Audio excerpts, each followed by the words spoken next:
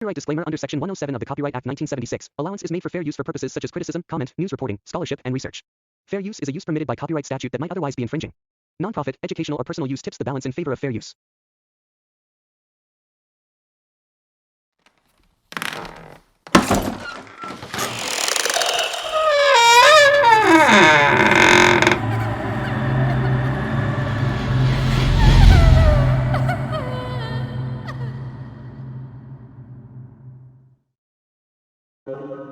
आज से 10 साल पहले जब मैं ट्रक चलाने का काम किया करता था तो उस समय मेरे साथ एक ऐसी घटना घटी जिसके बाद से मैंने ट्रक चलाने का काम ही छोड़ दिया। दरअसल हुआ कुछ यूँ था कि एक सुबह मैं नींद से उठा ही था कि तभी मेरे फ़ोन की रिंग बजी।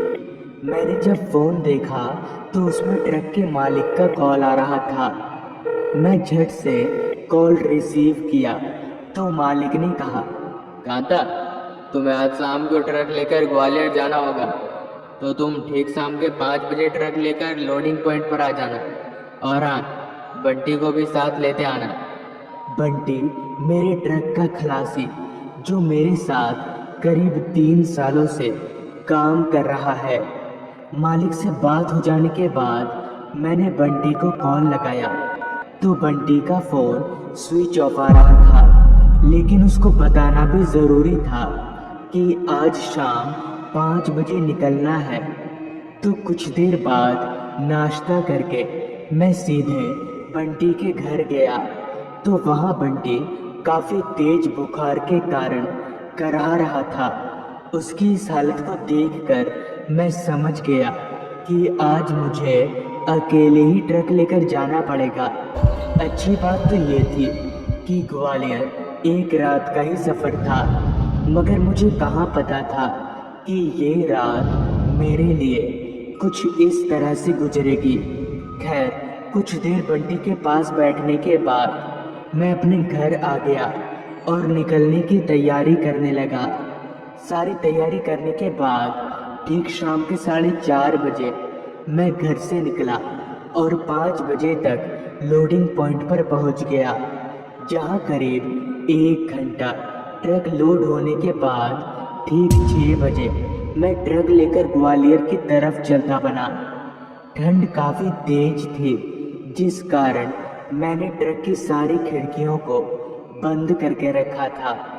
कुछ देर ट्रक चलाने के बाद आसमान में चांद की रोशनी ने अपना डेरा जमाना शुरू कर दिया, जिसका साफ साफ असर हाईवे पर भी दिखने लगा, क्योंकि जिस हाईवे पर दिन के वक्त इतना चहल पहल रहता है वो हाईवे इस वक्त एकदम सुनसान हो गया था। बस बीच बीच में इक्का दुक्का गाड़ियां ही नजर आ रहे थे। मेरे यहाँ से ग्वालियर करीब 18 घंटे का सफ़र था, तो मुझे अभी काफ़ी लंबे समय तक ट्रक चलाना पड़ेगा।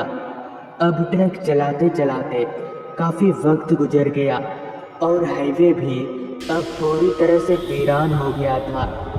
मैंने जब अपनी घड़ी में वक्त देखा तो वक्त हो रहा था रात के 2 बजे का कि तभी मुझे रास्ते के किनारे एक छोटी सी चाय की दुकान दिखी जो कि खुली हुई थी। उस दुकान को खुला हुआ देखकर मैं जितना हैरान हुआ उससे काफ़ी ज़्यादा खुश, क्योंकि मेरा भी मन काफ़ी देर से चाय पीने का ही कर रहा था, मगर तब से कोई भी दुकान मुझे खुली हुई नज़र नहीं आ रही थी। फिर ये चाय वाला इतनी रात को भी अपनी दुकान खोलकर क्यों है? खैर, मुझे इससे क्या, मुझे चाय पीने से मतलब है। ये सोचकर मैंने ट्रक को रास्ते के किनारे पर खड़ा किया और ट्रक से उतरकर चाय वाले के पास गया और चाय पीने लगा। इतनी ठंड में गर्मा गर्म चाय पीने से मुझे थोड़ी राहत मिली, मगर ना जाने क्यों मुझे वो चाय वाला कुछ अजीब सा लग रहा था। वो चुपचाप एक मुर्दे की तरह काम किए जा रहा था। मैंने चाय पिया और चाय पीकर उस चाय वाले को पैसे दिए कि तभी उस चाय वाले ने कहा, कहाँ जा रहे हैं भाई साहब आप? इस पर मैंने कहा, मैं ग्वालियर जा रहा हूँ। जिस पर वो आदमी कुछ देर तक मुझे घूरता ही रहा।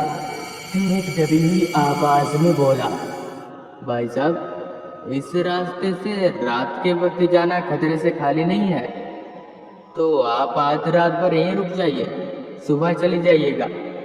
चाय वाले की ये बात मुझे थोड़ी अजीब लगी, मगर मेरा कल के कल वहाँ पहुँचना भी बेहद ज़रूरी था। इसलिए मैं उसकी बात ना मानकर ट्रक स्टार्ट करके आगे बढ़ने लगा। लेकिन मुझे कहाँ पता था कि मैं उस चाय वाले की बात ना मानकर एक बड़ी मुसीबत में फंस चुका हूँ। कुछ दूर आगे जाते ही मेरी चलती ट्रक एकदम से रुक गई, मगर हैरत की बात तो ये थी कि मेरी ट्रक चालू ही थी। फिर भी मेरी ट्रक आगे क्यों नहीं बढ़ रही, ये सोचकर मैं और ज़ोर ज़ोर से एक्सीलेटर दबाने लगा, मगर मेरी ट्रक टस से मस नहीं हुई। तो मुझे लगा कि मेरी ट्रक के पिछले चक्के में कुछ फंस गया होगा। ये सोचकर मैं टॉर्च लेकर उतरा और सभी चक्कों को चेक करने लगा, लेकिन मुझे ऐसा कुछ नहीं लगा जो मेरी ट्रक को रोक सके। फिर मेरी ट्रक आगे क्यों नहीं बढ़ रही? अभी मैं खड़े खड़े ये सोच ही रहा था कि तभी अचानक मुझे किसी औरत के रोने की आवाज़ आने लगी।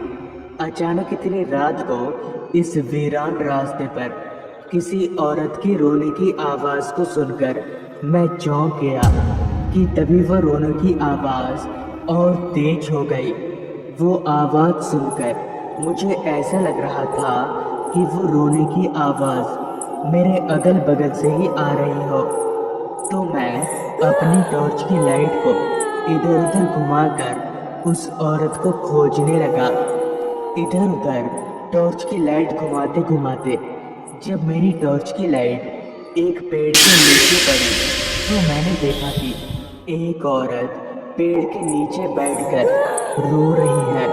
पहले तो मुझे लगा कि वो औरत किसी मुसीबत में है, तो मैं चलकर उसके करीब गया, मगर मैं जैसे ही उसके थोड़ा करीब गया तभी मुझे ना जाने कहाँ से एक सड़ी हुई सी गंध आने लगी। वो दुर्गंध इतनी तेज और इतनी सड़ी हुई थी कि मेरा वहाँ रुकना मुश्किल हो रहा था। फिर भी मैं किसी तरह उस औरत के करीब गया और कहा, क्या हुआ है आपको? आप रो क्यों रही हैं? मेरी ये बोलने पर भी उस औरत ने कोई जवाब नहीं दिया, बस वो सिर झुकाकर रोए जा रही थी, जिस कारण मुझे उसका चेहरा तलक भी नहीं दिख रहा था। मैंने दोबारा उस औरत से कहा, क्या परेशानी है बहन जी आपको? अभी मैंने इतना कहा ही था कि तभी उस औरत ने एकदम से अपना सर उठाया और मैं जोर जोर से कांपने लगा। दरअसल उस औरत का चेहरा पूरी तरह से जला हुआ था और उसके चेहरे पर कीड़े रेंग रहे थे। इस नज़ारे को देखकर मैं समझ गया कि वो औरत कोई इंसान नहीं है, बल्कि एक चुड़ैल है। अब मुझे पता चल गया था कि मैं उस चाय वाले की बात ना मानकर एक बड़ी मुसीबत में फंस चुका हूँ, और मुझे ये भी समझ नहीं आ रहा था कि अब मैं करूँ तो करूँ क्या। कि तभी मैं किसी तरह हिम्मत जुटाकर भागना चाहा, मगर मैंने जैसे ही भागने के लिए पहला कदम बढ़ाया, वैसे ही उस चुड़ैल ने अपने लंबे हाथ बढ़ाकर मेरा पैर पकड़ लिया और मुझे घसीटने लगी। अभी मैं मरने ही वाला था कि तभी वहाँ वो चाय वाला और एक आदमी आ पहुँचे, जिनके पहुँचते ही उस चुड़ैल ने मेरा पैर छोड़ दिया। मगर मैं इतना डर गया था कि मैं वहीं पर बेहोश हो गया।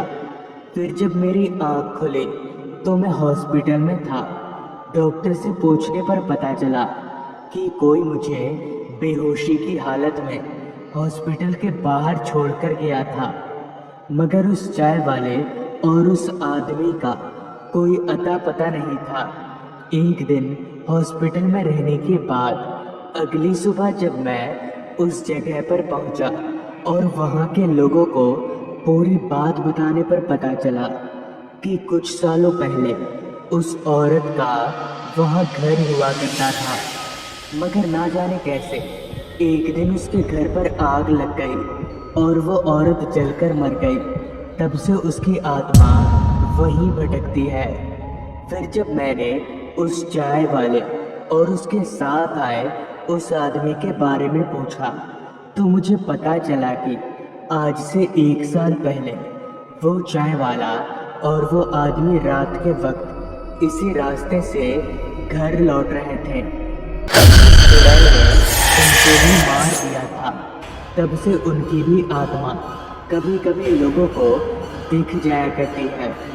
उन लोगों से ये सुनकर मेरे होश उड़ गए कि वो दोनों भी तब से मैंने ट्रक चलाने का काम छोड़ दिया। तो दोस्तों, ये थी आज की कहानी। अगर आपको ये कहानी अच्छी लगी हो तो चैनल को ज़रूर सब्सक्राइब कर लें।